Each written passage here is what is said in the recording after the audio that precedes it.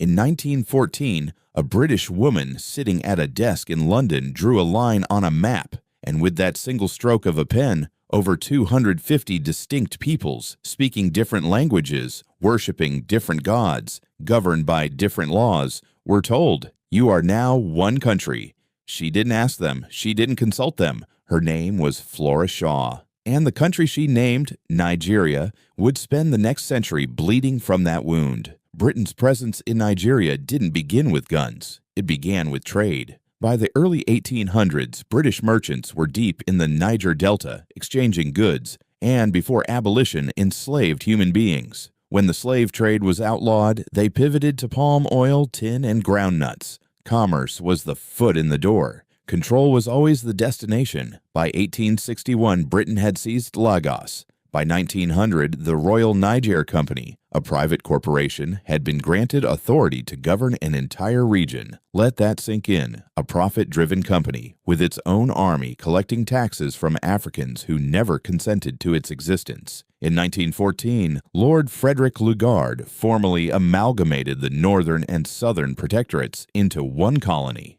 His tool of choice? Indirect rule. A system where British officers governed through existing traditional rulers, turning kings and emirs into instruments of foreign authority. It was efficient, it was cunning, and it was deeply corrosive, pitting ethnic groups against one another, rewarding collaboration and punishing resistance. Those who resisted were not treated gently. The Aro expedition of 1901–02. The brutal suppression of the Ekumeku movement, the Aba women's riots of 1929, where unarmed women protesting unfair taxation were shot dead by colonial forces, dozens killed, for protesting taxes they never agreed to pay, to a government they never agreed to have. Colonial Nigeria was not governed for Nigerians, it was governed for Britain. Raw materials flowed out, cocoa, cotton, coal, palm oil, while manufactured goods flowed in at prices set by Britain. Nigerian farmers were pushed into cash crops, making them dependent on world markets they couldn't control. Railways were built not to connect Nigerian communities, but to move resources from the interior to the coast